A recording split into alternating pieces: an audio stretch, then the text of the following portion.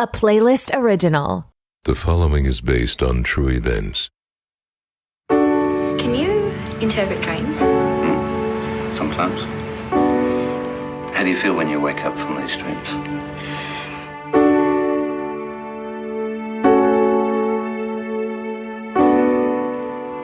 They scare me a bit.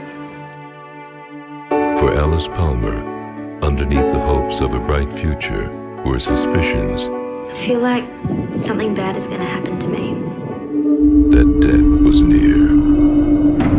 You scared of dying? Yeah, of course I'm scared of dying. That was the last time that I saw her.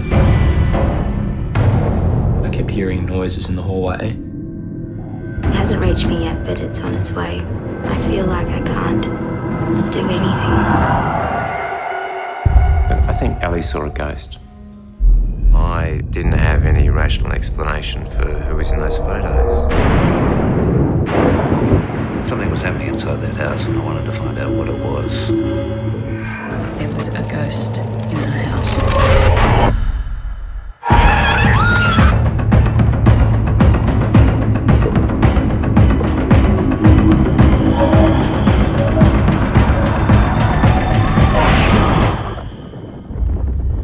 Lake Mungo. Yeah, of course I'm scared of dying. Isn't everyone scared of dying?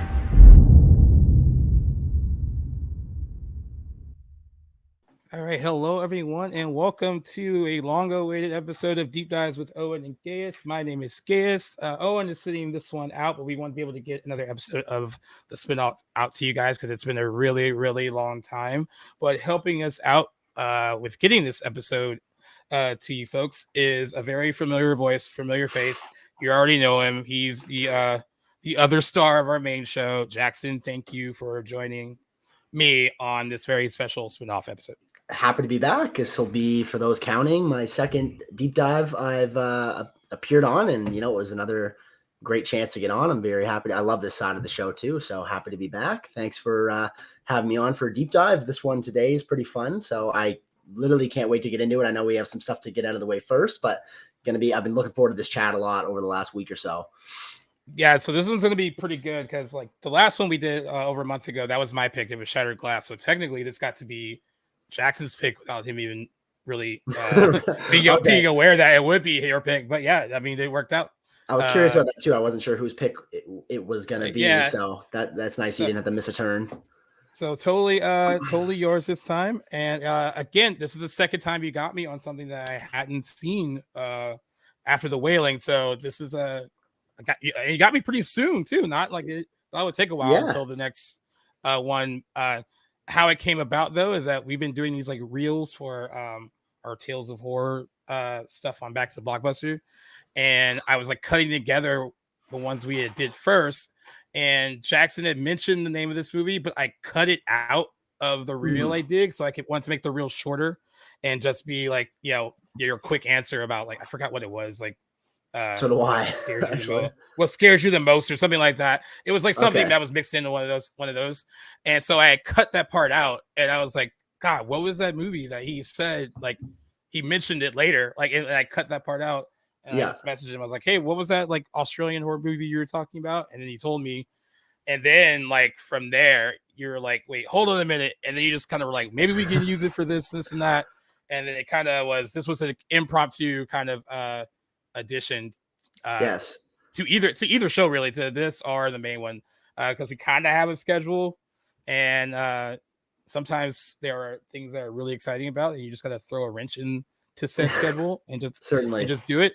So I was happy to do it with this movie, but going to keep it a mystery a little longer while we talk a little quickly about some of our watches. I'm just going to get this main one out of the way because the movie came out last Friday. I saw it at a press screening last Tuesday. Just so you know, the press screening after the movie was over was really quiet and not in that whole like, oh, let me digest what all that goodness was I just watched. A bad quiet. Okay. It was a really bad quiet, and that movie was The Exorcist Believer. We've been mentioning it on the main show for so long about how we were like cautiously optimistic about how this was going to turn out, but we were very much aware of like one not great trailer and then another better than that trailer. Yes. And then I was aware of like poor test screenings leading up to the movie, but that was like some time ago, and there was time to fix whatever those issues were if they were easy enough to fix. Yeah. And I also don't wish any movie to be bad. I want all these movies to be good if they can. But I saw it. I took my brother to see it with me. He was a little nicer to it than I was. He said that it wasn't horrible. It was just kind of boring, which is not a good review either. No, still not great stuff. And I was like, well, maybe I'm the only one. Maybe I'm reading the room wrong. But like the social media embargo like lifted right after our screening, so you can go right on your Twitter or Instagram, whatever, and share your first thoughts. And I'm like scrolling through Twitter, and mostly negative. So I was like, okay, I'm not like in the minority. And then the review embargo lifted the next day, and it was sitting at like a 20% on Rotten Tomatoes. It's now gone up. It's gone up to 23% since all the reviews have been counted. The big thing I can agree on with a lot of people is it's not scary. It's not really bold or doesn't break any new ground. It's so weird because I see that movie a day after we recorded our episode for the original Exorcist, which is leaps and bounds a much better daring movie that took chances, and this one is a complete opposite. It just doesn't take any chances, and it doesn't have a real like reason to exist. And the thing that hurts it the most, I will say this: the setup, the first like 30 so minutes is not bad. The whole like missing girl thing, and like where are our daughters, and like all that stuff is pretty interesting in the beginning. The wheels come completely off and it's not her fault, but when they introduce Ellen Burstyn into the movie and make it a forced legacy sequel to the original, that's when things go off the rails completely. Really? Okay. She's pretty wasted, and I'm saying like 7-8 minutes of screen time. Yeah, I heard that. Wow. There is the only thing that got an applause. There is some payoff with having her there in the end, which was nice, I suppose. But also seems like a wasted opportunity to use said surprise because I just wish it was in a better movie. But again, not Ellen Burstyn's fault. She got, doing this movie, she got some stuff funded for, I think it was some scholarship fund that she was working with. And that was the main reason she even decided to do the movie, because she's turned down almost every opportunity to be in any sequel to The Exorcist since the original. So good on her for getting that funded. If you're gonna make someone do something like this, she might as well leverage that for her own benefit. That's definitely commendable. Leslie Odom Jr. is good. The two girls are good. The acting, there's nothing wrong with the acting at all. The acting's fine. It's just that it has no real distinguishable like style to speak of. It's just kind of there. Okay. And I have to disagree. There's so many people that didn't like the movie, but they thought the third act was fun. And by the third act is when the old exorcism actually happens. Okay. That was the worst part for me, my God. It was like the dialogue is really, the screenplay is awful. And I guess that's a David Gordon Green problem. And I saw that Dane McBride also had work on this script too. Same writing team that worked on the Halloween movies. Right. And but at least with those movies, like David Gordon Green like tapped at least, well, no, I'll even say with like Halloween Kills too. He tapped into like John Carpenter's style. Like they looked like Halloween movies, and they didn't feel like something that's generic. Mm-hmm. But this just did. Everything about it did. And if you were to take the best moments from the exorcism scene in the original and this, it's no comparison whatsoever. And I was told it's not fair by some to compare it to the original, because the original is such a big, it's its own entity. It's like a lauded movie that's considered one of the scariest movies of all time. So maybe it's not fair to directly compare it to that. But when you're selling yourself as a legacy sequel to said movie, it's kind of hard not to. Right. And that's kind of where we're at. I don't know if I care about the next two. Well, so I wanted to ask you this. So do we think, and I know you have to refresh my memory on the budget. Was it Paramount that did this? No, it's so Universal. Universal. I actually read about this because I had to write a feature about it for Movie Web, and Universal bought the rights in like this kind of like almost impulse buy for Morgan Creek, and I can't believe this, but it felt like it was a lot sooner, but I guess it wasn't. It was July 2021 when they bought them. Oh, okay. And they bought it around like when, like they were trying to figure out how to, the initial thing was, yes, we want to release these theatrically, but we also want to drive subscribers to Peacock. So we're going to work out this deal with like, the theatrical window, and then also like putting the movie on our streaming service to like drive subscribers to our streaming service. It was a different time when they bought the rights, and they also were like, hey, like Halloween was a big IP and we got that for 3 movies. Let's see if we can get The Exorcist. But a lot of good points were made over the weekend. The Exorcist, beyond that original movie and that really good first season of the TV show, is not a huge franchise IP wise when it comes to like, oh, I really love the second one, or I really love, the third one's a fan favorite, but it's not a huge hit. Like none of them are huge hits outside of the original movie. Like as a franchise as a whole, the franchise has made 661 million globally, but 441 million of that is the first movie. Holy and that's out of 5 films. So like that should tell you like it's not Halloween. Like even the Halloween movies that have been like ravished by critics have still been financially successful in some way. There have been some flops, but like mostly that franchise is successful. And also, that brand, that IP, Michael Myers, is more probably recognizable as a whole than the overall Exorcist franchise is. Certainly. And the whole, Jamie Lee Curtis, Laurie Strode angle is a more known like story history horror movie wise than anything that's gone on beyond the first Exorcist. So it seems like a huge waste of money to spend $400 million on the rights. That's what I wasn't sure about, if it was 400 or 500 million, but it's $400 million on the rights, right? But the movie itself, the original movie is or the movie The Believer was a $30 million production. But you have to put it in perspective that it's the production costs plus what they spent to have the rights in general. So they need a huge return on investment. Pretty much. How's that looking so far? We have a $26.2 million opening weekend. It was supposed to open to 30. That was tracking.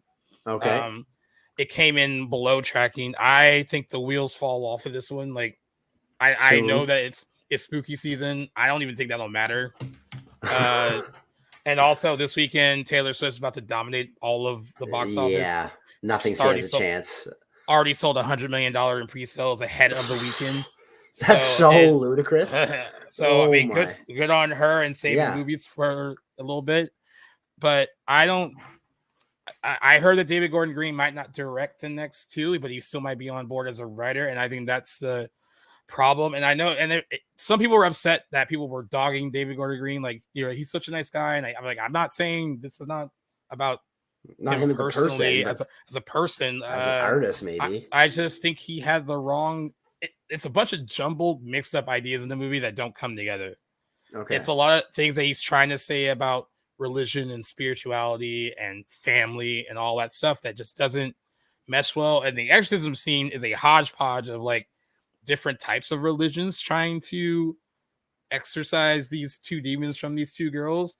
And it comes off more funny than scary or frightening.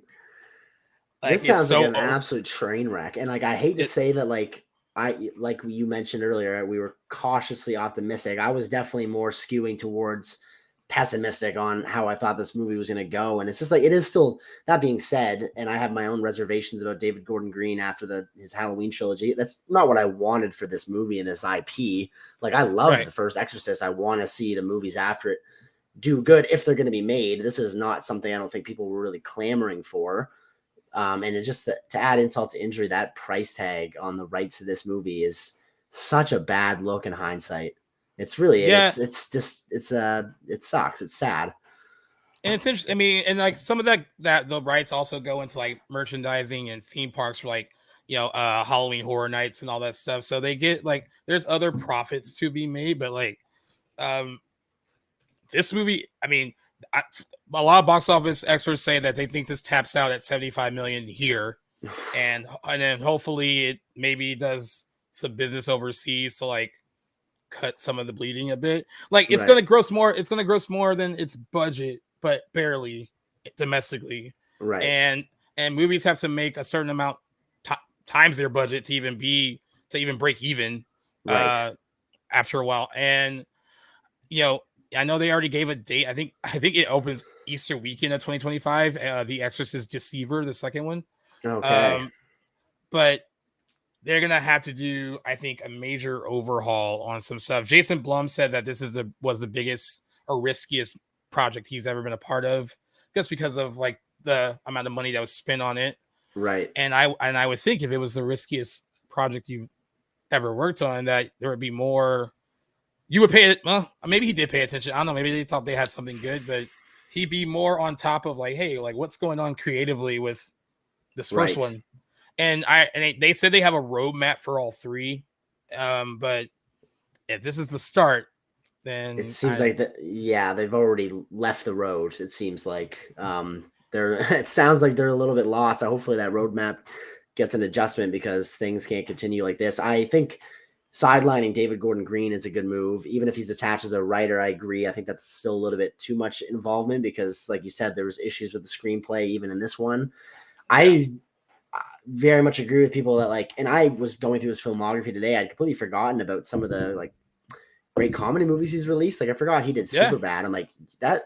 And it's not to say that we can't have, and the artists in the past haven't, tackled different genres and had success there. But it seems like horror has just not been kind to him, save for Halloween 2018. I'm thinking now that the good graces that he may have earned with the success of that first one, it seems like that tank is empty. Yeah, and I can see on paper why they were like, hey, like when Halloween 2018, we got the biggest opening weekend of the franchise. It's the highest grossing movie of the franchise. I mean, to put it in perspective, like some people think that Extras is going to tap out at 75 million total. Halloween 2018 opened to 76.2 million opening weekend. Right. But also, I mean, they are different beasts. I mean, it's really hard to compare those two IPs. I mean, sure. I think they thought that the Exorcist brand was a bigger name than what it was overall, but beyond that first movie, it really isn't like that. I guess the one good thing that I can say has come out of this is I'm watching on Twitter is that a lot of people are discovering the first season of that TV show now, and yes, probably thanks to you. and watching those first few episodes and getting to that one episode where things go, what the fuck, and then it all kind of comes together. Mm-hmm. And they're kind of mad that they didn't watch it when it was on. They were like, oh, I'm so mad that I missed this. In my opinion, I actually wrote about that too. Like that is the true legacy sequel to that first movie, right? And all the story I really need. Like you didn't need the TV show, but at least it was good enough to not just bank on the name. It was working as its own story. It earned its connection that when he played his hand with its connection to the first movie, it earned that.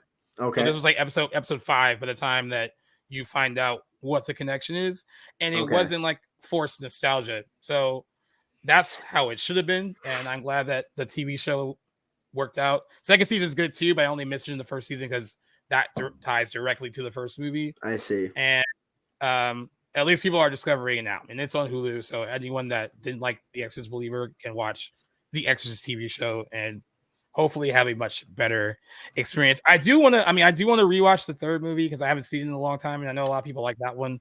Yeah. Morbid curiosity makes me want to watch the second one again, but I haven't watched it so much. I remember it was horrible, and then I don't even know what to do about the whole shit show that was Exorcist Beginning, and then Dominion prequel to The Exorcist, which is basically the same movie but reshot. Right. So that franchise has been a mess for a really long time because seems like it still is. And it honestly wasn't meant to be one. I think that one movie was fine. It's a complete beginning, middle, and end. There's no need to elaborate on anything else. By the time it's over, you feel like you've gotten the full story that you needed. You don't really need to see what happens with any of these people again. Right. It's over at that point. but that's what happens when movies make money. And It's really a side effect of success, which is unfortunate because think of the legacy that movie would have if it was just a one and done perfect entry that had never been tarnished by any other future endeavors. Like, so rare is that in Hollywood or even just in film in general, and it would just be so nice. But yeah, I guess studios are out there to make a buck, and if there's a buck to be made, it doesn't really matter. It is really unfortunate though. But however, that being said, like, nothing's going to take away from the greatness of the first. It's just sad that these movies get to stand underneath in the shade of that one, because none of them really seem to have earned that right, other maybe minus this show, which I'm definitely interested in checking out. Just a matter of fitting it into a schedule. But I do have plans actually to watch the third Exorcist 3. Yep. Never seen any other Exorcist property beyond the first one, but I know it's the third one. I remember it being like good. I mean, it's not like nearly as good as the first movie, right. But it is a fan favorite, right? And miles better than the second one, and then also better than the other two that followed. So well, I mean, like I said, maybe there could be like an overhaul, some big discussion at the Universal Blumhouse offices about what to do next. I'm sure they're pulling their hair out right now. that needs to happen. I would be really worried if I spent all that money on that property, and this is the start. And not just the financial start, like even the critical start. And it's not just critics, you got a C cinema score, so even regular people are like, this wasn't it, right? Like, this wasn't, I've not really seen anything positive about it anywhere. So and that 23% does not look great. Like, on, it's not good. Not a good start. I mean, I think the 2018 Halloween was somewhere in the 70%, like a high end, which is good for a horror movie, right? And good for a franchise that deep in its run. Yeah, of course, like Kills and Ends had worse reviews, but by that point, like, the money was going to be made anyway because people were going to watch them on some level because they wanted to see how all this kind of wrapped up. And again, it's a different beast, different franchise. So I just want Blumhouse, I think, because they were like, I saw one of the guys, I think that works for Blumhouse, that was like, we would really like to get our hands on Friday the 13th. I'm like, why don't you just leave all these like big IPs alone and just make original horror movies? Because when will that be adopted? It's like they're so afraid to come up with original horror stories. It's insane to me. They used to be pretty good at it. They weren't like horrible at it. I mean, like, they were never like the prestige like A24, but they were still like the house for like really good low budget. Absolutely movies. Put a lot of people on the map too with their entries in like the 2010s. It's definitely something I think they still have the capacity to do, but I get it's harder to do, and it's more of a gamble. But now we're seeing you're still gambling even with these big IPs that have dedicated fan bases. Even in the Exorcist case, over a period of literally 5 decades, it's not necessarily a shoe-in. So if anything, hopefully this can be a lesson to be learned by studios and maybe shift them into kind of adopting a more original approach, at least in Blumhouse's case, because it's not an issue that A24 suffers with, but hopefully there's a silver lining to it. And also know where to put your IP. Like, I was thinking about this, like, Hellraiser, right? I mean, that's questionable. We're going to talk about that movie later. That's questionable beyond I'll say second movie, because I actually do like the second movie. But beyond that franchise is a hot mess too. And I know that you felt a certain way about what they did with the Hulu one, but at least it knew to go there, and it wasn't like a theatrical thing. They were like, hey, like, this isn't a huge franchise, and like it's not like a Friday the 13th or a Halloween or a Nightmare on Elm Street, but like maybe we can like reinvigorate it on this platform. And I know some people did enjoy it. So I just know kind of what you are before you jump into the lion's den, because like, man, that's, again, I know they bought it at a different time. I know 2021, we were kind of coming out of, or trying to come out of, like, what do we do for movies as far as theatrical and streaming, and they were trying to secure all these bigger IPs for, like, the financial part of it, like, because people will go see things that they're familiar with, but still, it's not, impulse buys are not smart, even in situations like this. So you don't want to just just think about it before you do it. Once in a while, you'll have one of those impulse buys that makes all the other ones seem worth it, but rarely do they really pay off. Yeah, ridiculous. Yeah, and then I also watched the Texas Chainsaw Massacre remake, but we're discussing that next weekend. And I watched No One Will Save You last night. Yeah, how was that? I saw that you'd seen that. I'll say so. The first 2 acts are good. Like it's like solid, really, like genuinely like freaky, like twists on like the home invasion, like alien movie. The third act is kind of a mess. I was like, I don't know what they were trying to say or do, but does it at derail least the movie, or is it just like a weak third act? It's a weak third act, and it doesn't really stick the landing entirely, but it doesn't ruin the whole thing. I think you still will like the ambition of it and the overall execution of it. There's no dialogue. I did not really. I guess I kind of knew that going in, but like I really, knew it was there's going like to be none dialogue limited, but I actually didn't think they'd go for the literally no dialogue. That's crazy. Like no dialogue whatsoever. Caitlin, I think Dever is her name. That's the lead. She's really good. I mean, basically on her own for her an alien, or actually several aliens, but mostly her one-on-one with an alien. How's the creature design? So it's like really old school. They based it on like kind of like the 1950s, like what people claimed aliens look like when they talked about like people who claim to be abducted. Okay. It's like, like kind of like the big eyes and like, yeah. Okay. Like what you ever think. Yeah. So it looks good. The sound design's great. That like they sound super creepy when they're like walking around the house and all that. And they like those things are running at you. It's also pretty fucking creepy too. Some cool spots in the trailer. Yeah. And some really good just like overall imagery in it was decent. Like it just if for something that was made pretty limited, it felt like kind of a bit bigger in scope. Right. Without probably having to spend a lot of money. So I would still recommend it though. I think it's pretty ambitious to have. I'm interested in checking it out. Yeah. And it's on Hulu, so I mean not going anywhere. Not as scary as everyone was making it out to be, because I saw some people that were like, "Oh, like this is like one of the scariest movies I've seen in like years." I was like, "Oh, okay, wow." Interestingly enough, I haven't seen any major reviews until like yours. I hadn't seen anybody saying much about it. One of my buddies, though, I did notice is he gave it a fairly low letterbox score, and that kind of intrigued me. But again, like kind of a guy whose opinion I took with a grain of salt for something. So I was like, okay, but maybe, I knew it was going to be dialogue limited. Maybe that he just didn't vibe with that. So it didn't necessarily deter me, but I had no idea it was being marketed as this super scary movie. But I'll never forgive that trailer for giving away so as much as it does, because it is a really well-crafted trailer. And I feel like it was 30 seconds too long. Yeah. Yeah. But I still would be checking sweet spot moments they do give away in that preview. Which is unfortunate.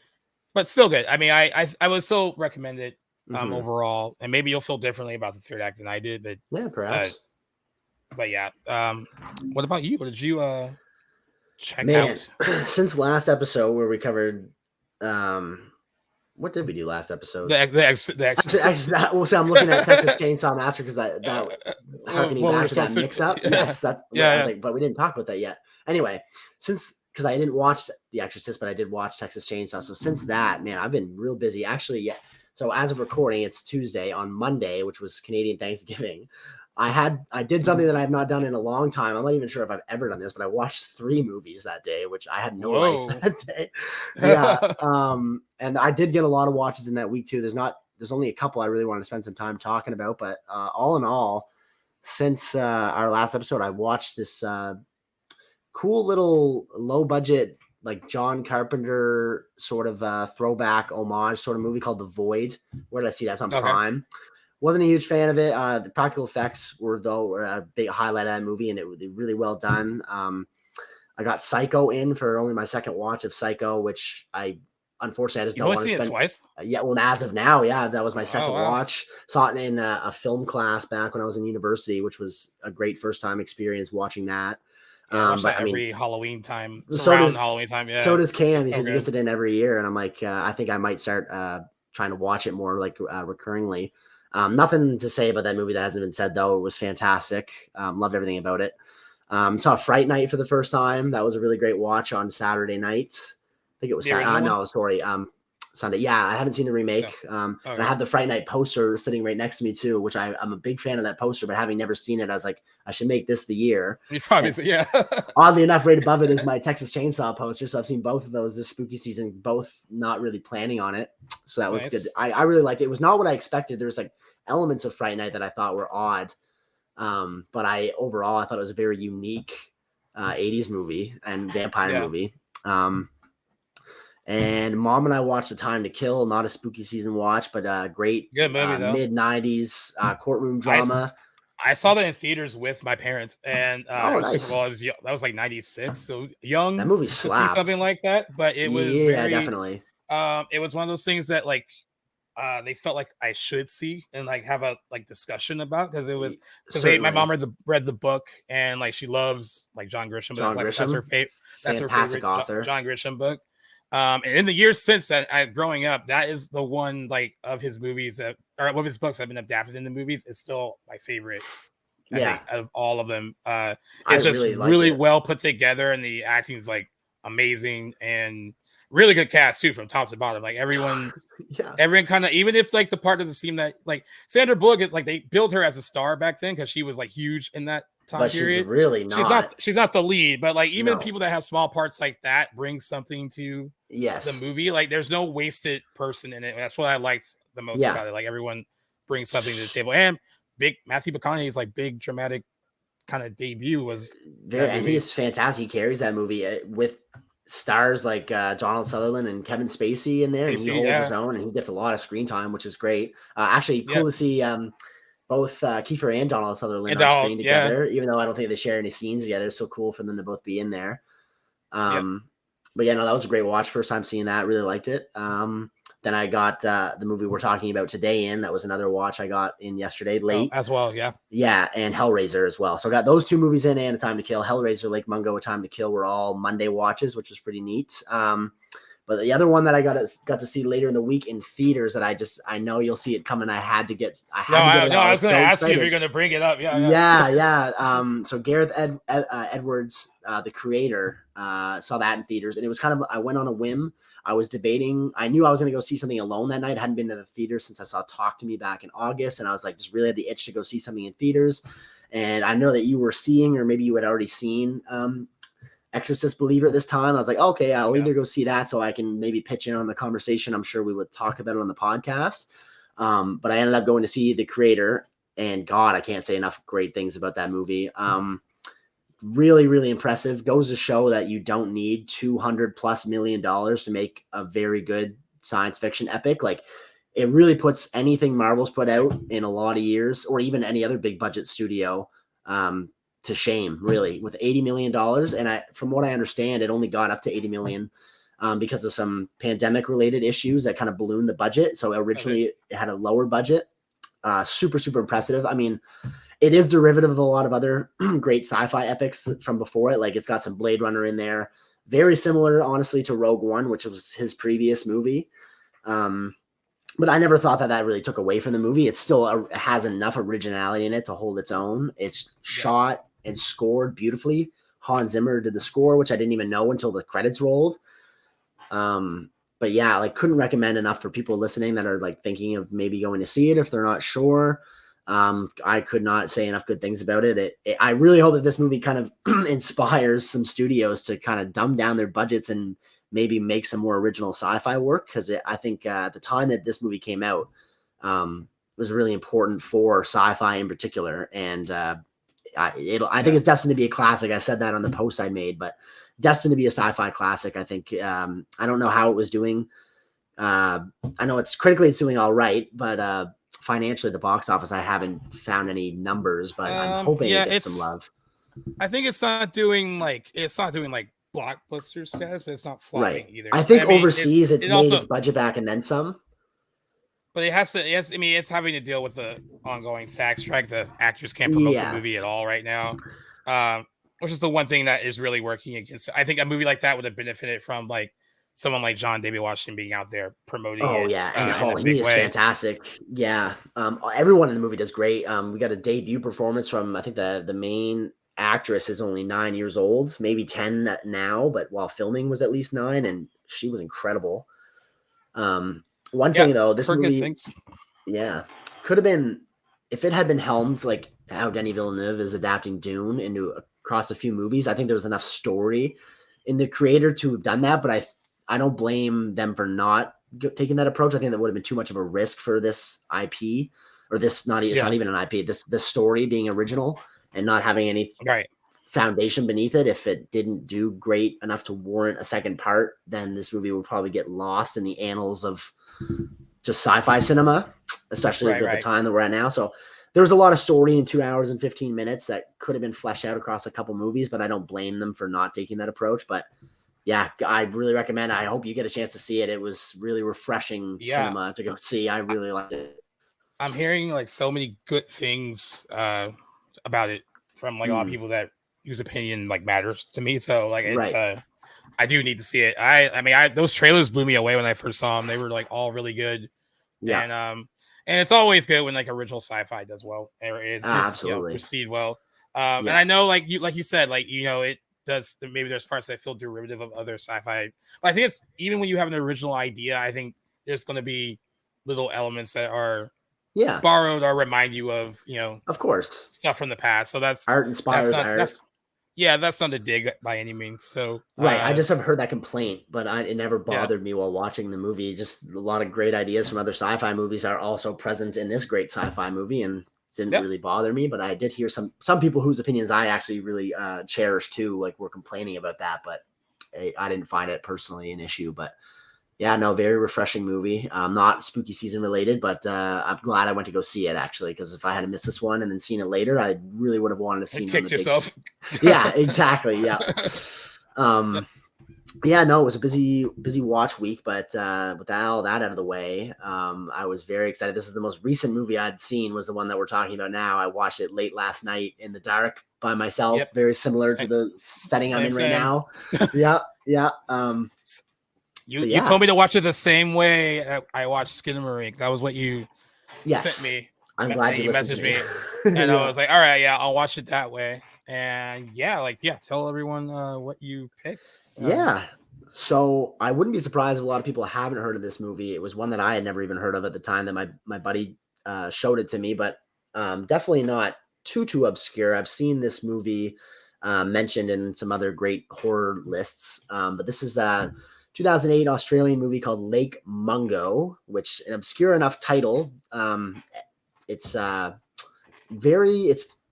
to kind of slot this movie into a particular genre. It is shot like a mockumentary, so it's not quite found footage, but it is very like kind of similar to that sort of style of filmmaking. So for those of you that love the found footage, I'd say like this could kind of be like a cousin to that style of filmmaking, but definitely like a mockumentary and very not much a traditional horror yet.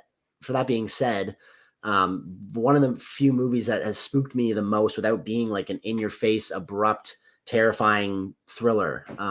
But yeah, Lake Mungo, 2008 Australian movie. I'm not sure what the budget was for this. I wouldn't imagine it commanded much of a budget. It's shot and features not well-known Australian actors, which was part of like that was an intentional casting, I think, to make this movie feel more true to life. I was looking at it right now, and Australian dollars, it's a $1.7 million budget. Oh, okay, so whatever that. Yeah, so pretty low. Pretty low, more than I even would have thought. Did not make a lot of money either, but what you brought up too, and what I saw when I looked up stuff about the movie after I watched it, is that a lot of people who have decided to cover it, like I read a lot of people who covered it 15 years after it came out. They were just talking about like all of them said that this is a little seen Australian horror movie that everyone should see. Okay, nice. And they wish that more people had seen it. It's a 96% on Rotten Tomatoes, so reviews are very good. Oh my god, I didn't even check that. That's awesome. But yeah, almost everyone that's written about it has talked about how genuinely frightening it is. A lot of people wrote about a jump scare in the movie, which I also warned you about. Right? And, we did, which we'll talk about. It still got me. It got me too. I wasn't really expecting it. That a lot of people actually wrote stuff just about the jump scene too, and not about the movie as a whole. yeah, I mean, that was what I found most interesting, is that so many people, it's considered like, it was on a list of like little known horror movies that, if you're a horror fan, they think that you should see. And I think that the director and writer, who's Joel Anderson, did a really good job putting this thing together, because it feels real. I guess that's the point of a mockumentary, right? It's supposed to feel like it's not a film. But when I was watching it, I kind of forgot that it was a movie. It has this aura, like if you were to be like skimming through your cable channels and you were to come across this, you would think that you're watching something true to life, like legit, if you didn't know you were watching a movie. And that's the greatest compliment I think I can give this movie, that nothing about it feels like filmmaking, but more like just a genuine documentary style. And it's, I think, of mockumentaries, I'd say it's the one, at least in my opinion, that has done it the most effectively. Yeah. For those that don't know, like you said, it employs a mockumentary style of storytelling and found footage and docufiction elements, using actor interviewees to present the narrative of a family trying to come to terms with the drowning death of their daughter and the potentially supernatural events they experience after it. So it was interesting while watching it is that I'm laying there trying to I was wondering when the whole movie, even at the start where you're dealing with the whole like the news footage and them talking about her first going missing in the lake and then them finding her, like it started, like you said, it starts off at what seems like a very it's a mockumentary, but just like a documentary film that you would watch about a family that lost their daughter. And I'm just waiting for all right, when's the supernatural stuff gonna start jump happening? in? But even before that, there was this weird aura over the movie that felt very uncomfortable and unsettling the entire time. Like the whole time I was watching it, I was like, I feel like I should be watching something that's out of frame, because and eventually you do have to watch something that's out of frame because that's what happens. But there was this uneasiness to almost every moment in it that worked and made the movie I don't know, a little bit more chilling and frightening than even before anything really happens. I credit that to the score. The score is so great in this movie at just producing that uneasy feeling of tension, even when you don't even know really why. Just the use of the music and the score in this movie, I think, is almost as much a character in itself, and it's very subtle. You don't even really realize why you feel uncomfortable until you sit there for a second. Yeah, it's the music that's making me feel this way, and the unsettling imagery you feel with a few scenes. I love the way, and he does it a lot. There's a lot of lingering shots in this movie where the music is doing its creepy thing, and never, I don't think, in a movie have I really begged the director to cut the image. And it does it so many times in this movie where it's lingering on a face in the darkness. And I'm just like, please cut the camera. It's freaking me out. I've seen enough. Exactly. Yeah, that's exactly how it feels. I think there's this one moment where the mom is detailing a dream that she had, or I think either her or the father, I can't remember right now. I think it was one of them. I think they both actually talk about the dad first, the dad first, going into the room and what they see, and they kind of cut to the daughter's room, and so I'm I feel like I'm going to see something here, and you really, and you are waiting for it, and you kind of there's that tension of all right, am I gonna see what they're describing, they saw in their dream or whatever, and then you don't. It's just kind of and then you kind of breathe a little bit, okay, well, it didn't happen there.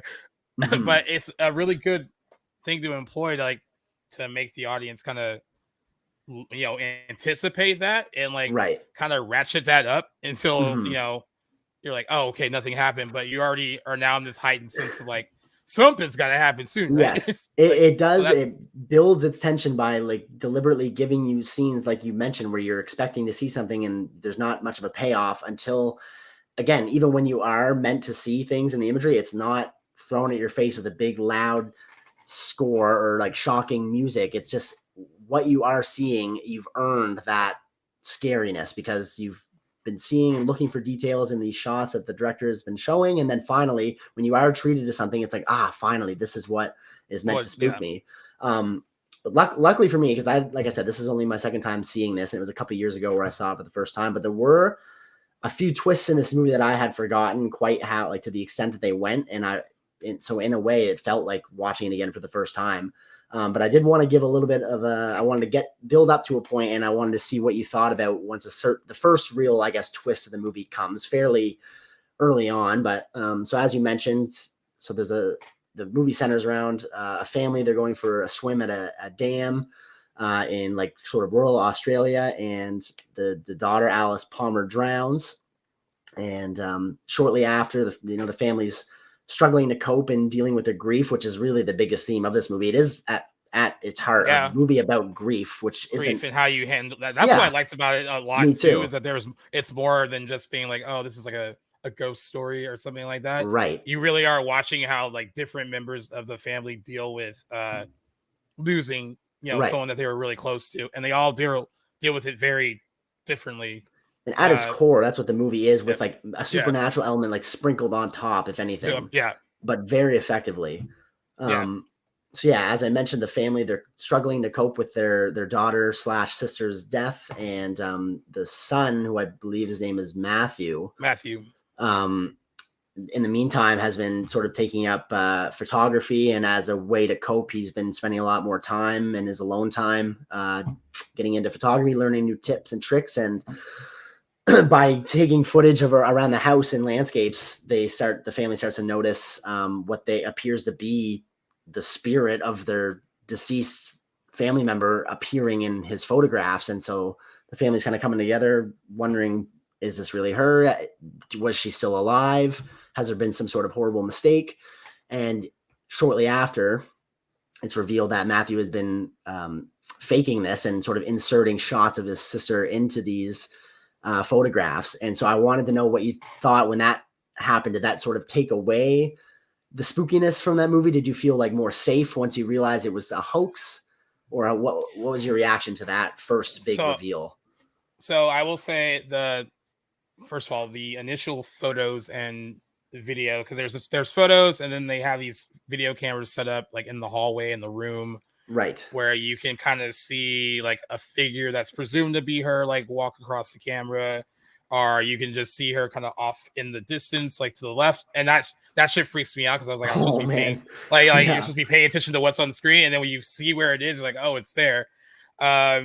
And then there was that one where there's like, I think it was a reflection in like a mirror or urn, sitting on her bedroom. That was in her bedroom. That was like really creepy. Yeah.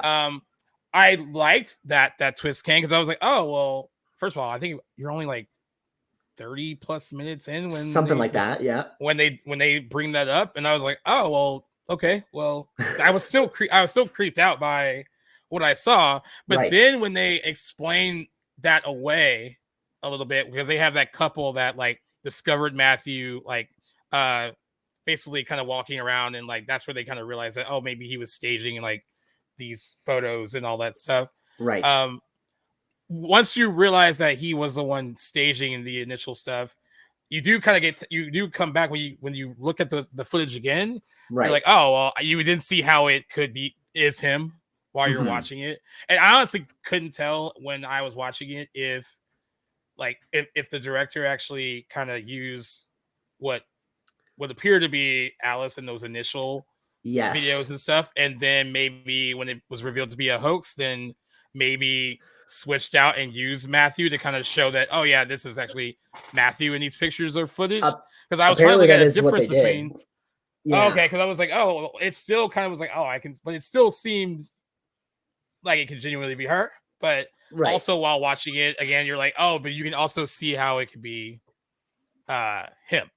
Right. I thought it was a good twist though, because it kind of like takes you out of like, oh well, there was no spooky stuff going on. It was just like, a family member dealing with his own personal grief. Right. And then they throw the spookiness back in. Yeah. Well, before that, I really like his motivation. And I also think it's interesting that his mom doesn't end up necessarily believing his reason for why he did it. But first of all, the dad initially he kind of just takes one for the team, for the family, and is the only one that positively IDs Alice's body once it's recovered from the dam. And those images too of the bloated, decaying Yeah. corpse are like, even though they're just stills, are some of the freakier shots in that movie. Realistic though. Even though what I really commend for this movie is that even though nothing is really malevolent in it, like it's a ghost story, but it's not like the family's in real danger. There's not like it's not a demon. It's just a spirit. Yeah, it's not like The Conjuring or anything like that. It's like very much like it feels like a very safe thing. Yes. You never get a sense that like Alice is like haunting them. That's a lot of these ghost stories where like it seems like the ghosts are like trying to hurt someone, but then it turns out that like no, they're just trying to get the message across. It's like, well, better way to do that. You're like scaring me. It's still terrifying, even though there's nothing no danger, no malevolence. It's still very frightening, which I find so real about this movie. But so the father is really the only one that confirms and IDs the body, and this leads into the mother's, after Matthew fakes these images of Alice, she, having not actually had that closure herself and seen Alice's body, is convinced that she still may be alive, and someone else's daughter was recovered from the lake.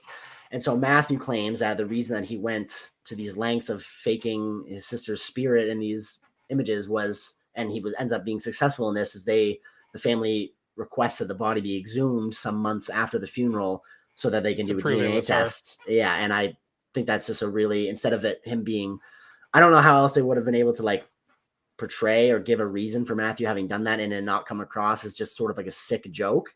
And I feel like it's actually a very wholesome sort of like prank, if you will, because it still sort of is. And it's his own way of coping too. But I think he is really just doing it for his mother's sake and without her really knowing.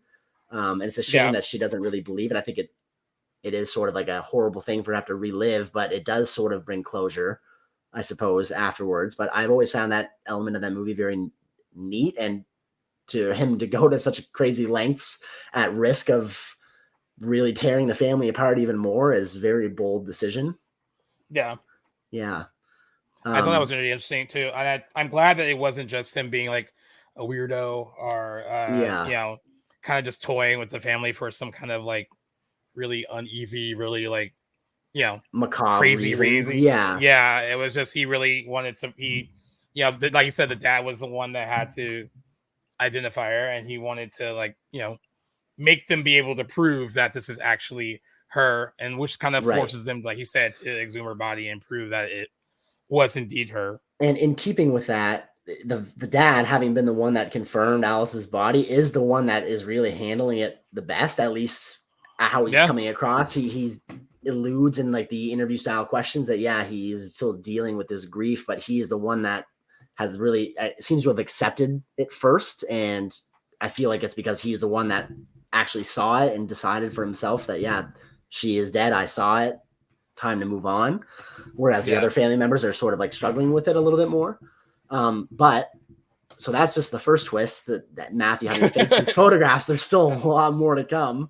So that's true, because they consult this psychic named Ray too to kind of deal with like what might be haunting their home. And the interesting thing is that once Matthew reveals that like he said all this stuff, Ray, I felt like a few people still feel like there's something going on in the house that isn't natural. Right. Even though this stuff is revealed to be set up by Matthew as like fake. Right. And so that character, which is also, that like any kind of psychic would be in a real life situation like this, there are like skeptics that are like, oh, this person's not legit, he's not real. Kind of like, like it would in any real life situation that, you might think that this person is taking advantage of like a grieving family, right, that kind of thing. And like that character, which is interesting too, because I was like, all right, well, they bring him in and that's it. And once Matthew reveals things are fake, I probably won't see Ray again in the movie at all. But you do, and I don't even know what to bring up first. I don't know if I can bring up like the stuff where he comes back into the movie, or when after you realize that Matthew has been faking this stuff.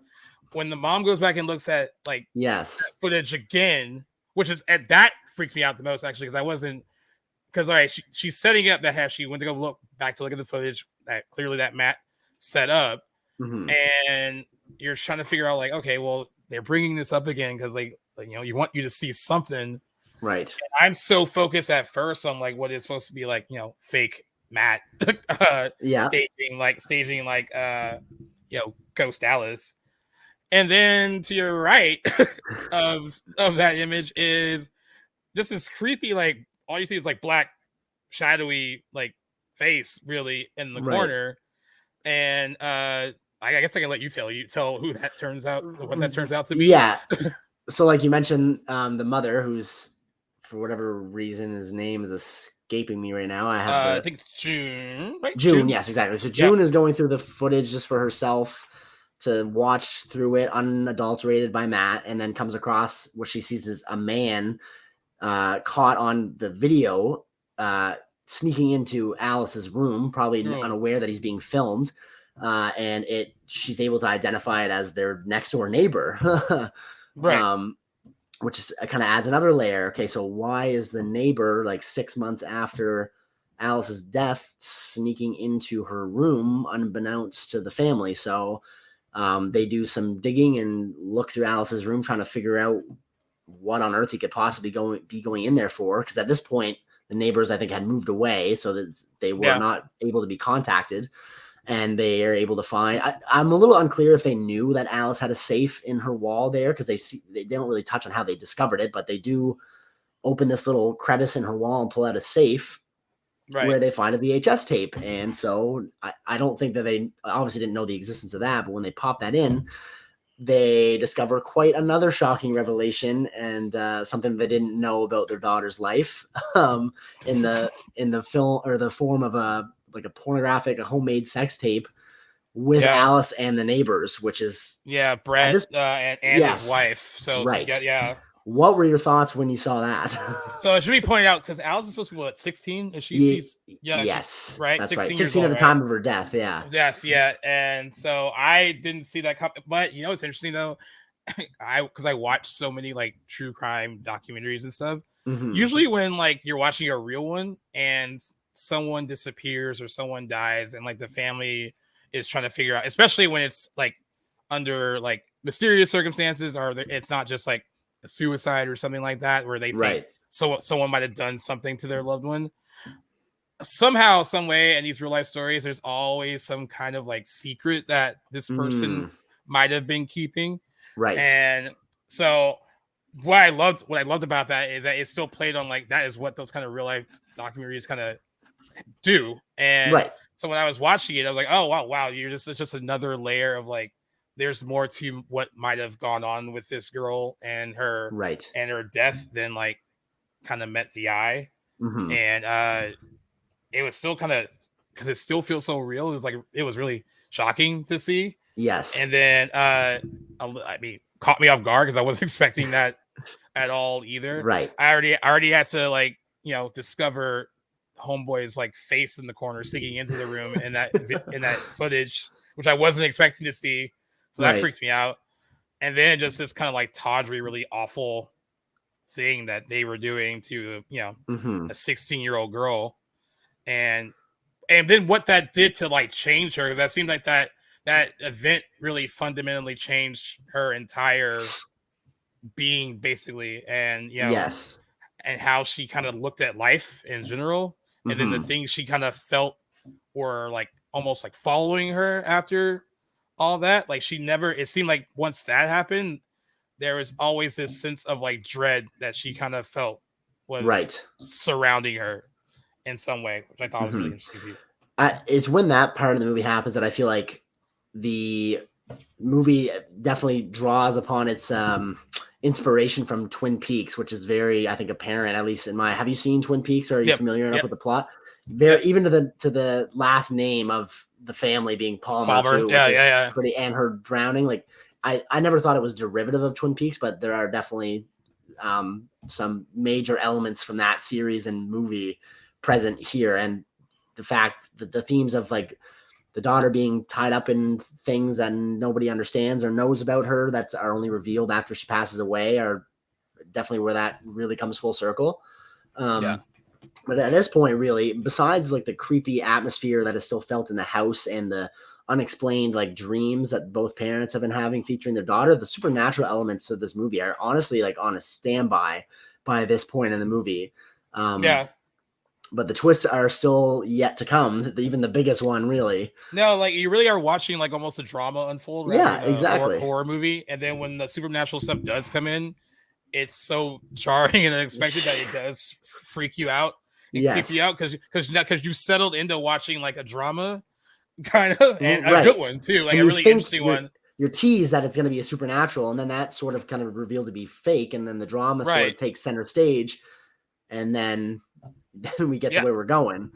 Yeah, because I mentioned Ray the psychic because like he admits later that like he met with Alice like several months before she died, and that she was having these like kind of reoccurring dreams about like drowning and being dead, and her mother being unable to like help her and like all this stuff, like all these things that she had been going through, and it seems like going through in the wake of like this really all these other big events happening in her life. And I forgot Alice's boyfriend's name, but he mentions this basically cell phone footage of a school trip that they took to Lake Mungo, which is where the title comes into play.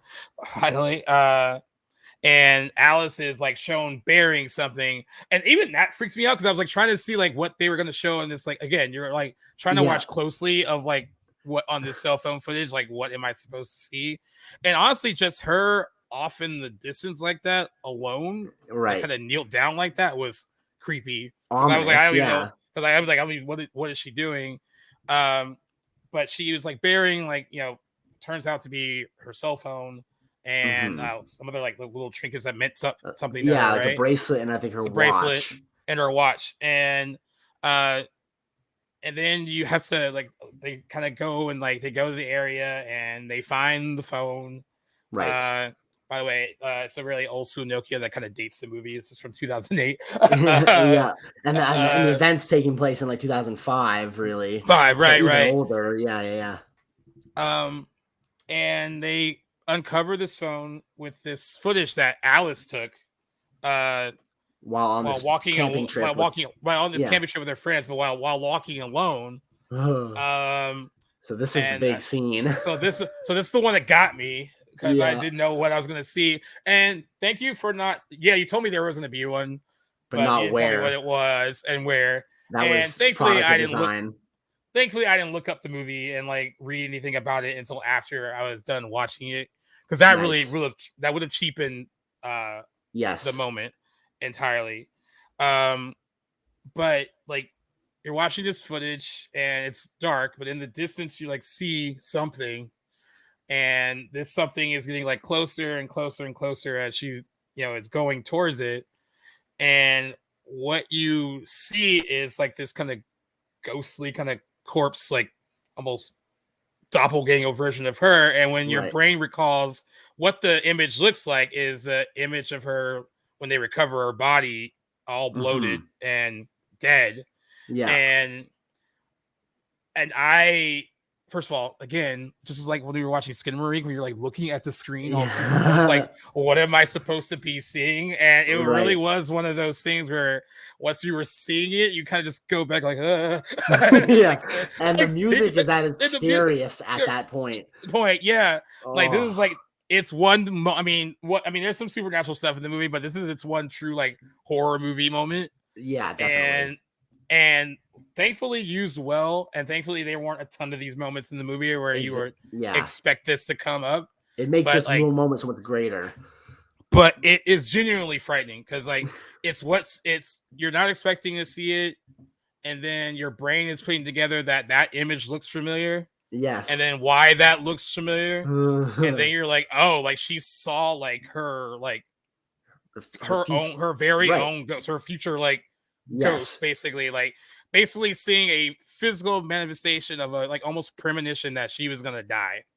And that is like as scary, like terrifying thought. And then harkening back to this really ties in sort of a quote from Alice that bookends the movie that you don't really have any context for when the movie begins. But the movie opens with Alice talking. You don't really know who she's talking to, but she says, I feel like something terrible is going to happen to me. I feel like it's already happened and it just hasn't reached me yet. So yeah, she is aware very much, but this kind of puts into context. Her last few months were spent being sort of knowing that her impending death was coming and not really understanding anything about why or when it would happen, but just she was confronted by this premonition of her bloated corpse while on a random trip, like on her school trip way out at Lake Mungo, is a terrifying encounter. And I don't think really something that I can picture of having happened in any other horror movies, at least none that come to mind. I can't either. I mean, like, and especially in the way that they did it here. I mean, like the fact that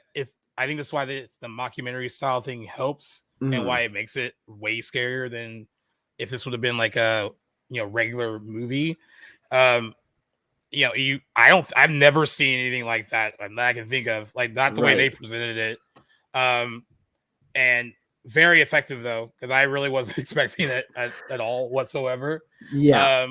But then, it is the culmination of what you're seeing and then what you're putting together, and based on like things that she has said and all these kind of like, her talking to Ray about like feeling like, she was going to die, and like, like all this stuff, that all this like things that made, and the fact that she couldn't really tell the people she was closest to really what was going on with her. That was, and that is what separates the horror stuff from like the drama that's playing out. Right. That's really just realistic. Because honestly, like if it was happening to you or I don't think any of us would be like, how do we tell someone like this is what I'm feeling and this is what I saw? Right. And I don't really understand that. So there's like also a really sad, scary notion of like how alone she kind of really felt leading up to her, dying. So that's what got me about that whole moment, and then just thinking about what that all meant in the greater scheme of what was going on. What I love about this movie is that it's equal parts terrifying and equal parts, even in those one moment, it's not terrifying throughout, but that scene makes it terrifying, and equal parts really sad and melancholic. It's like this girl, and even more so by the end of the movie once we get there. But it's, like you said, she's very much alone. Basically, her family, through this cell phone footage, watching her bury these belongings of hers, is essentially her making her own little funeral, knowing that she's going to die and not even be able to like include anybody on it, not knowing that these items may ever even be found, because I don't think she's aware she's being recorded in the background of this random cell phone footage. Makes it just so alone and really sad, and must have been terrifying, not understanding what she was being confronted by. And there was one moment too that really got me, that wasn't so much scary, but actually it was just sad, when like they're showing the mobile footage from like the lake, and then her mother's describing how it seems like everyone's having fun, but then they get to her, like there's something that's very like off, like she doesn't really seem like, you can tell that something's wrong, and you can see that, like there's like, it's almost like, for lack of a better term, like it's almost like she's almost dead inside, like there's no, like it doesn't seem like she is in sync with the rest of the group, and like there's something that's complete. And I really didn't know what I was going to see. I didn't know if like her friends did something to her. I was like, there were so many things that I was like running through a lot of different scenarios of what I was going to possibly come up with what actually happened. It's like and seeing your own ghost was not what I expected it to be. And the way that it was presented was like at all, but like that would have been the stuff of freaking nightmares. That was real. I was painfully aware of that scene and was anticipating it for the entire runtime, and that's probably in the last 10 or 15 minutes of the movie. So I knew it was coming, and still, admittedly, it wasn't as scary to me as I remember it being the first time I watched it. Until it was, because I was like, okay, I thought it was more of your traditional jump scare, maybe dialed down a bit, where you see it approaching, but then I thought it kind of got close really fast and like made a noise, but it's really the music intensifying as it gets closer, realizing what it is that does the scare. And I kind of was a little bit anticipating it, so I wasn't as scared. And then the music picked up, and I was like, okay, I really want the camera to cut right now. I don't want to be looking at this anymore, as it had already done every time that Alice's like ghost has appeared up until this point.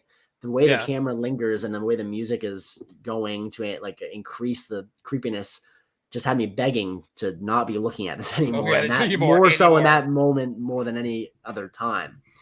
At all, yeah. And even by this time, like the real big, or one of the big twists or reveals is still not even done yet, but we're very close to the end at this point. And at this point, sort of, I was curious about like your thoughts if we knew where this was heading, if you had anticipated like the very last twist that was coming, or if you thought the supernatural stuff was going to stop there. No, I kind of thought it was over at that point. I mean, I really thought like that was the big, they played their hand climax, with that moment, and that was, and then they, you know, that scene that would allow the family to be like, I guess, kind of move on, because they realized like what was kind of like, I guess what was over their daughter a bit, like what she was dealing with, and once they realized, almost as if like, since I mean I know that Matthew faked a lot of the stuff that we saw earlier in the movie, you know, according to the family and everything, but I thought maybe that what this was trying to say that is like whatever her ghost apparition, them seeing what they need to see on her phone and finding out the things they found out about her life after she died would be enough. That's what they needed to see, and that was it. I thought that was going to be the end of it. Right. And to your point, that's exactly what that happens. It is after they see this footage, as traumatizing and terrible as it probably was for them to absorb. It kind of was that this is it moment. This is real. Now that we know what was going on in her life, we are kind of able to put her death behind us a little bit. And then we see some life kind of returning to their actions and their habits as a family. And they even go as much as saying like, after this, we kind of did start behaving and feeling like a family again. And then we see them sort of interacting a little bit more as a traditional family rather than individuals independently grieving the loss of a loved one, to the point where they feel like they're able to really physically put everything behind them by selling the house. And so in the final shots, we're seeing the house is being boxed up, they're moving, and then we're seeing I love this part of the movie where June has one more final interview sort of with Ray, the psychic. I got chills watching that movie. That was so really good. Like, I'm having chills thinking about it now, actually. Yeah, that was really good. So Ray is bringing her through this exercise that he does with his patients, where he's having them close their eyes and walk through their house and sort of describe what they're seeing, and it's kind of interspliced with a moment, like a time where he had done this months prior when Alice was visiting him, and he was doing the same thing. And we're sort of seeing her side and her mom's side at the same time, months apart, and how their visions of each other during this exercise are very similar. And Alice is sort of aware of her mother when she was going through this exercise, having been there, but not being able to see her and not really knowing how to reach out, which kind of plays into the theme of her not being very close with her mother throughout and not being able to talk to her. But her mother at this time, which is like one of the sadder moments in the movie, is like doesn't really feel her daughter being there anymore, and the room is empty, and her shoes are no longer outside the door, which is like calling back to a moment earlier in the movie where she was walking through the house and she saw Alice's shoes outside her room, which meant she was there, and now she no longer sees those. And she, kind of like, to her, this is her closure. She feels like Alice has moved on. And then still, even though, again, harkening back to what I said earlier, it's not malevolent, but still the creepiest, scariest part of the movie for me, beyond that jump scare, are you see these earlier, the footage and the photos that Matthew had doctored earlier. We see them in their, we see them again on the screen, and this time the camera is panning on to different parts of the photograph where Alice's spirit was actually there the whole time. Yeah. Oh my God. I thought that was so effective. Yeah, it was so good. So like the movie ends with them taking a picture in front of the house because they've sold it. And again, you're thinking you're supposed to be paying attention to this like nice photo of the family, like this last moment. And like off to the right again, like at the door, you can just see an image of what is Alice. And actually, I thought that was going to be it. And I'm glad I didn't do this, because normally when the credits start to roll in the movie, because I'm not always like, I usually don't watch them. I usually kind of shut the movie off right away. But I left the credits on because I was like just messing around on my phone. And you know how like when something is like, when it's black and then it faces something that's like color in your room, especially in the dark, you can tell that a scene changed or something. Yes. So I looked up because it was like, oh, like there's something going on now. And it was like those images again. Playing over the credits, but they were all showing you in these images that she was there the entire time. And all these images that apparently that Matthew faked, which he thought he faked, of course. Right. She was there in those images, just kind of off in another off spot. In a different side where they weren't looking, which puts a whole different perspective on the movie. And that playing over fucking silence in the credits was a lot creepier than I needed. Like, this was like really just creepier than I needed to be. It was like, so by the end of it, you're like, oh, so there was this like haunting supernatural thing going on the entire time, even though we were led to believe that it wasn't. But then also this supernatural thing is like you said, it wasn't another thing. Like it was like she was almost like guiding them to find like what happened to her and like why it happened to her and what she again saw that made that just completely really mess with her the rest of her existence, where she was like just anticipating, and not not in a good way, but like dreading this sense of like death that was coming for her. And it feels like, by the end of the movie, when you see all those stuff, see her actually there in those images that you thought were fake, like that is what she needed her family to see. And that also gives the family the closure that they likely need after she has passed on.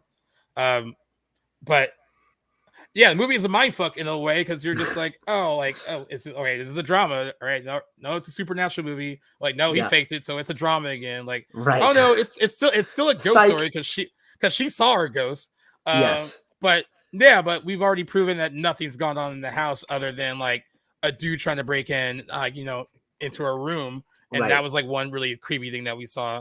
And the fact that like it turns back around again, like no, there was still like she was there. Just you didn't realize. They just didn't realize that was creepy, even though Alice meant no harm. It was still very, very very unsettling to watch.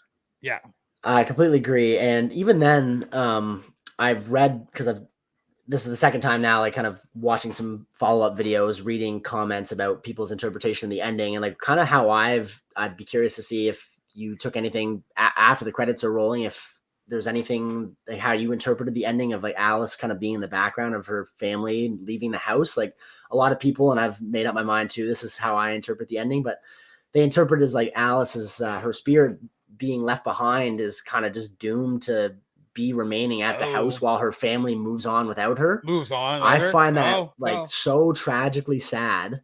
Oh, that's depressing. It is more of a depressing movie than it is a horror. But it's very unsettling and depressing and sad if you decide that that's what the ending means to you, because we are at the time where the family now no longer believes that there was any supernatural element outside of what Alice saw on the trip. They don't, it's the audience that is seeing these images with Alice's spirit in them. It's the family doesn't think that's there. And they don't notice that she's in the background of the shot of the house after they sell it. So she's completely been forgotten and they aren't even seeing her. And so if her spirit is just lingering at this house without them, like I can't think of a fate sadder than that. Yeah, that is interesting. Like, yeah, I guess isn't that the truth of like most stories? Like sometimes their spirit is kind of like trapped in like a certain place. I mean, usually like once their message comes across, and like they can kind of move on and like all that. But I mean, maybe that is kind of.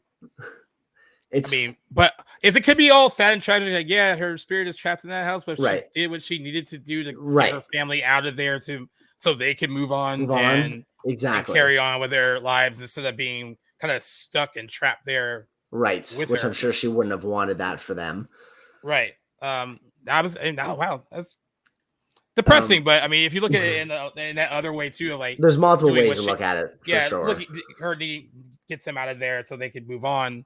Kind of sacrificing that in order. Another cool way to look at certain things, and this is just a fan theory, one that I had read over yesterday and I hadn't considered before, and I don't necessarily believe this, but I found myself thinking about it and I couldn't really shoot it down practically.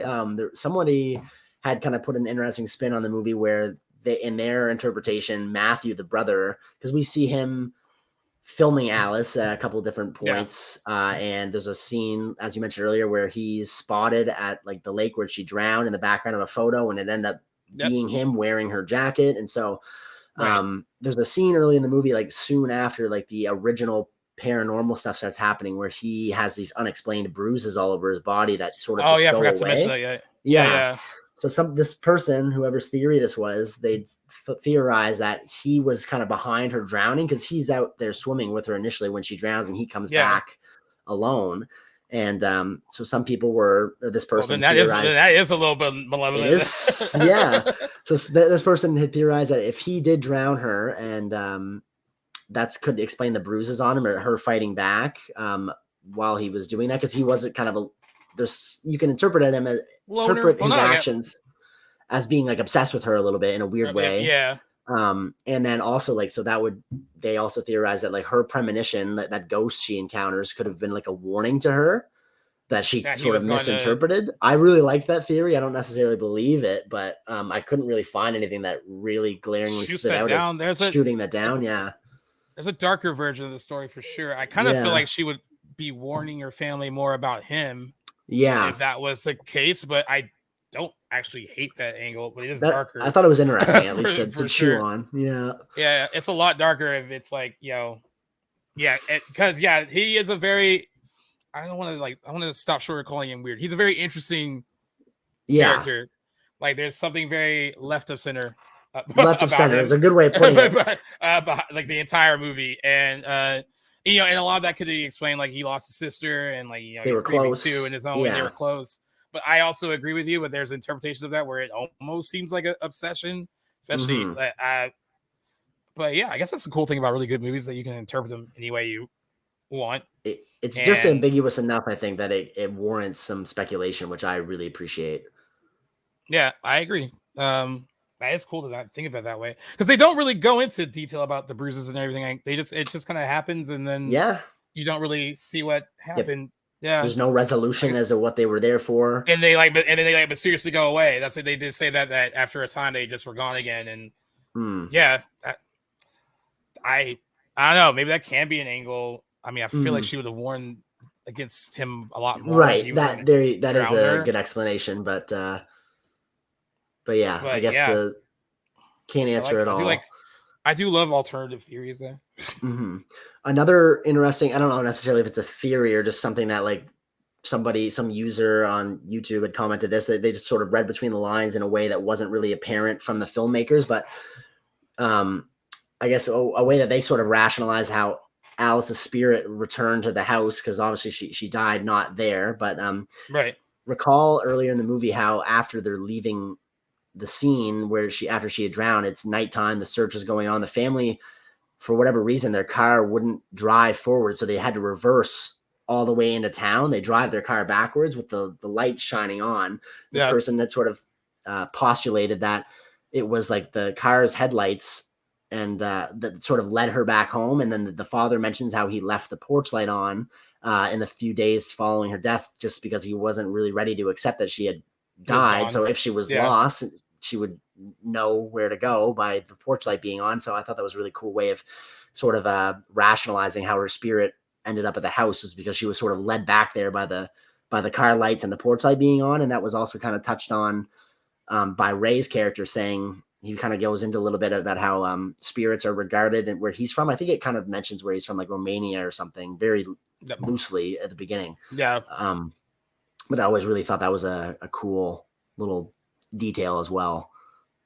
To kind of explain, I like that. To kind of explain how she was led back there.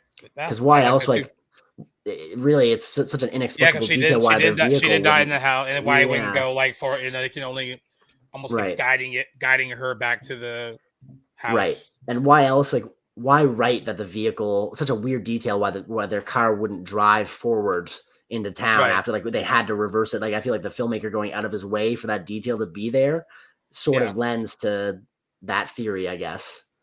Yeah, I like that. Yeah, I thought it was there's a lot of stuff that there's a lot of stuff to pick up on this movie, which is why I thought it would make for a great deep dive.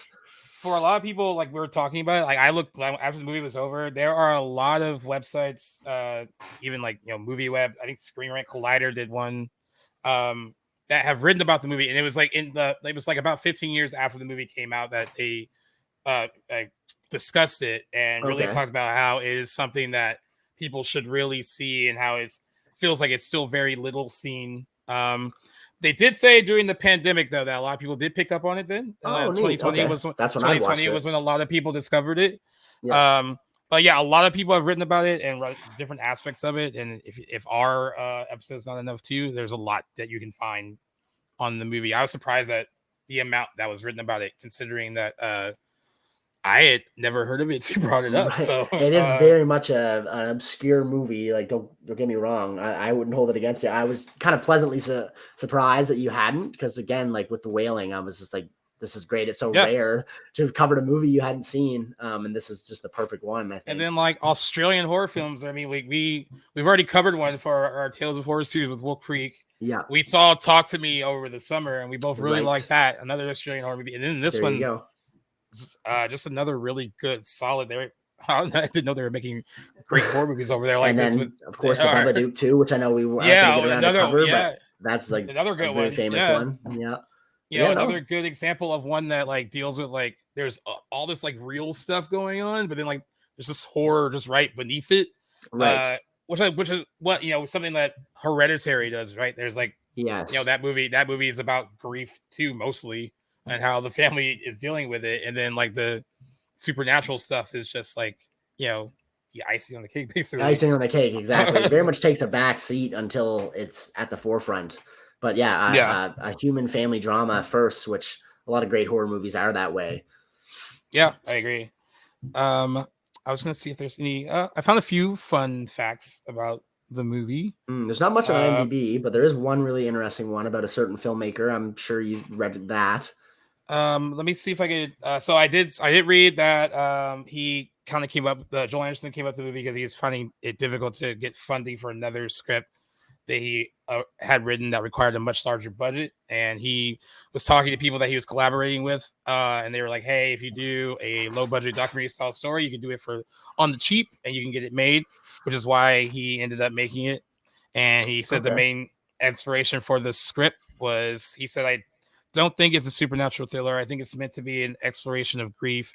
He also cited a curiosity as to how technology is used to record people's lives and sort of tracks memories, and how technology mediates a lot of our experiences as well. So he actually looked at it more for other aspects of it, more than like the supernatural part of it. Initial funding was attained through private investors, after which the production team approached the Australian government film funding body, Screen Australia, and received further funding. And then during casting, low-profile actors were sought in an effort to maintain an authentic documentary feel. And the film was shot over a period of approximately 5 weeks using multiple film and video formats. There was no written dialogue in the script. They were just an outline of the story. So the actors were all had to improvise their scenes. And then the director also served as the off-screen interviewer in the main documentary-style interview scenes that composed the film, although he was left uncredited. And yes, there is one big one about a certain filmmaker that saw this movie. I guess I can let you take it. No big deal. But I guess I was really surprised to read this. Just someone of his caliber having seen this movie. But according to Jordan Peele in an interview, I think that he did with Keke Palmer, I'm assuming, promoting Nope. He said this is one of the movies that has scared him the most. I was like, oh, that's a pretty cool detail. So that is a good ringing endorsement, because Jordan Peele right now is probably one of the best horror movie directors working at this point. Barring some hiccups that we might revisit for sure. Definitely one of the more prevalent ones. Absolutely, but still, yeah, for sure. But yeah, I thought that was really cool to read too. Like that he saw something that is fairly small movie that didn't get a lot of mainstream attention at all. But yeah, and the film premiered at the Sydney Film Festival on June 18th, 2008, and it was screened at South by Southwest in March of 2009. And then when it was finally released, it debuted to a 96% approval rating on Rotten Tomatoes. A few good reviews. Variety called it an ambitious, restrained, and well-mounted mockumentary, and praised its musical score, which is something that you've pointed out today. Mhm. But they did critique the film's lighting and apparent lack of scripted dialogue. Variety always had something to say. Oh, come on. Yeah, but that lens to the movie in such an Yeah. impactful way, it makes it really seem, because there's several moments where the family members are, you can just tell they don't have anything scripted. They're sort of Right. going off the top of their brain, which is how you would in like a documentary where there is no script. Oh, I thought that was a great choice. I thought director. that was, but yeah, right. You're drunk. Simon Rado of Quick Flicks called the film a mournful, dreamlike examination of the hole left in the heart of a family after a death, and awarded its score of 5 stars out of 5. Simon Foster of Special Broadcasting Service declared that Lake Mungo was one of the most impressive debut films from this country in many years in Australia, and further commented that the young director has created a nerve rattler unlike any film the Australian industry has produced. And then the Hollywood Reporter echoed those sentiments, noting the film's compelling slow build. It is a slow build. It is a what they call a slow burn, but I think it's worth it. Oh, definitely. Called it has a surreal atmosphere and restrained soundtrack that works on a primal level, and that its biggest asset is that it cleaves very close to reality. And they also applauded the fusion of supernatural elements with other themes on family and loss. And they said that this is an ambitious exploration of death and its aftershocks will reward more discerning genre fans. 2 horror movie websites that love the movie Bloody Disgusting said there's a lot of ideas that were crammed into the movie, but ultimately enjoyed it. And then Dread Central said that it was one of the 10 awesome underrated horror movies to stream during the COVID-19 pandemic. And then later that year, someone else from Bloody Disgusting recommended the film, writing that the scares come subtle, often lurking in the background for only the most observant to notice, and called the film a unique horror movie, a slow burn mystery full of twists, and one seriously unnerving jump scare for the ages. Yeah, well put. I love to see all this love for this movie. I really didn't know how critically acclaimed it was, but that is super awesome. Yeah, I mean I'll send you some of the stuff I found online with people that have really wrote about it in the years since it came out. We're at 15 years this year, actually. This year, yeah. So definitely one that you should check out, and a good one to deep dive, and also a good easy one to deep dive because there's not like a lot that goes on. It's a really quick 88-minute movie, I think. Exactly. But it really is a really fascinating, primarily examination of grief and how families deal with loss. And then, before you know it, you're just creeped out because you weren't expecting to deal with like a ghost story, even though you kind of know that going in.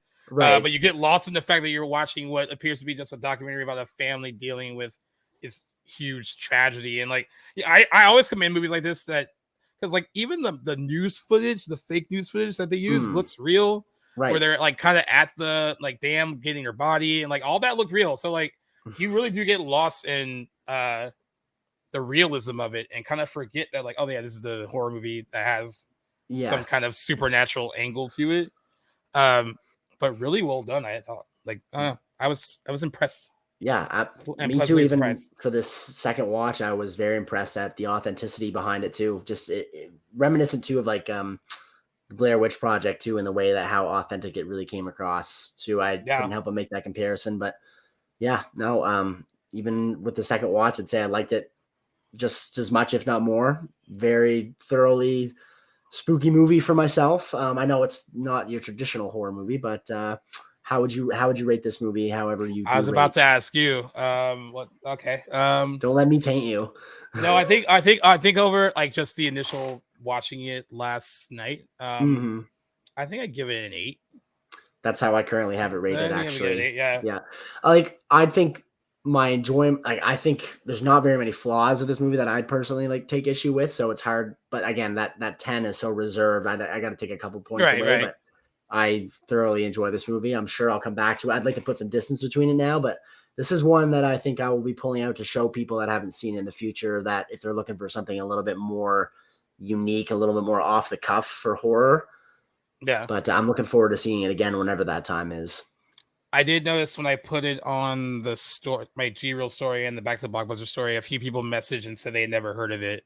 Okay. When I said that I was watching it. So hopefully these are always hard because we want you to listen to the episode, but we also want you to not ruin the movie for yourself. Right, and this would be one I would hope people don't ruin for themselves. Right, maybe do what Merc does. When we were doing deep dives before, Merc would find out what we were deep diving and watch the movie and then listen to it. He's a dedicated fan, though. so maybe do that. I imagine a movie this abstract is probably hard to come across. I've never seen a physical copy of this. I think when I did see it, Cam might have had a copy, but I've never come across one. Probably something you'd have to order or stream somehow. But so if you can find it, I recommend watching it before spoiling it. Yeah, I would too. It's a really effective, really interesting take on like a ghost story. Right. I don't think has really been done before. And definitely deserves some more eyes on it. But I think people are gradually, it seems like they're gradually discovering lovely. it. Yeah. And stuff like this helps. So good pick on your part, my friend. Well, thank you very much. I'm very glad that you liked it. I honestly wasn't sure. We hadn't talked about this off camera at all, but what you thought. We saved it all for the conversation. And I'm not surprised that you'd liked it, but I'm really glad that you had a good time with it and that it was that it hit all the beats. It was hard not to message you after it was over. I was like, no, I might as well save it for like the actual episodes. So we have like stuff to talk about. I'm glad you did. Yeah. So yeah, I thoroughly enjoyed it. And this was fun to kind of get back into doing the deep dive stuff, even though we did throw some news at the beginning. Well, it wasn't really news. We just discussed what we watched. Exactly. And the deep dives will be coming back more often. We already have one planned for Kill Bill. We're going to try to do that one with Jackson, and then probably just get some other guests rotating in and out to kind of keep the spin-off going, because I know people like to talk about the individual. I think that's what people have liked about the Tales of Horror stuff, because we've only been really talking about individual movies for all out in the main show, and due to the strike, there hasn't been like a ton of news to really discuss. So I've liked that change of pace too. But we all know that the two shows are inherently different. So this was nice to kind of get back into, and especially getting to do a movie that a lot of people probably haven't heard of. I never heard of it and saw it for the first time. And that is kind of what the deep dive is all about. It's not always about mainstream huge movies. It's about kind of the smaller, obscure ones. And this was right in the wheelhouse. So a good one to get back into the game with the spinoff. So awesome. Kudos to you. Well, I'm very flattered. I'm glad that it fit the mold. And again, once it had come up in our conversation, I knew that it had to get some more love onto it, and it just fit the mold of a deep dive. So glad we got this conversation in. With that being said, I know I am the guest today and we're missing our other co-host. So would you like to do the honors of the outro for the sake of the deep dive? Yeah, I'll try it. Yeah, because you gotta flex the chops. You gotta try a little probably. It's been a while. Well, thank you for listening to the latest episodes of Deep Dives with Owen and Gaius, but with Jackson instead of Owen. Like I said, we will be bringing the show back on a more regular basis. You'll probably get the Kill Bill episode a lot sooner than the whole every other week schedule. And then after that, we'll be figuring out a new every other week schedule. If it's not going to look like the same show as it did before, it might look and sound a little different, but it'll still be interesting. We will still pick really interesting movies to discuss and for you guys to dissect along with us. Back to the Blockbuster, you can also find the Deep Dive spinoff on anywhere you can get your podcasts, Good Pods, Apple Podcasts, Spotify. But we have to shout out our partners in Playlist and their Playlist app, which is now in the Google Play Store too. So you can actually get it in the iOS Store and the Google Play Store, in case you have one of those dreaded Samsung Android phones. So now everyone can get it. That's awesome. I didn't know that. Now everyone can get it. I didn't mean to dig at anyone that doesn't have an iPhone. That app is gradually growing, and they've been really good about promoting us on that end too. So we want to make sure that we get everyone to at least jump on the Playlist app. And in addition to the spinoff, we also have more Tales of Horror coming from the main Back to the Blockbuster show. Actually, after we hop up here, we are doing a Hellraiser episode with some special guests. So I will be seeing Jackson here very soon in his little creepy seance room that he has on the screen right now. For those that can't see, I'm just in a dimly lit candle room, and I love it. It just fits the spooky season theme so much. But yes, this has been a great conversation. I'm glad we got in Lake Mungo. Thank you very much for having me on the spinoff. It has been a pleasure, my friend. Anytime. It's so easy for you to hop over, right? So it's like, exactly. Well-oiled, seamless well-oiled machine. Exactly. Exactly. All right, guys. Until next time. Peace. Take care.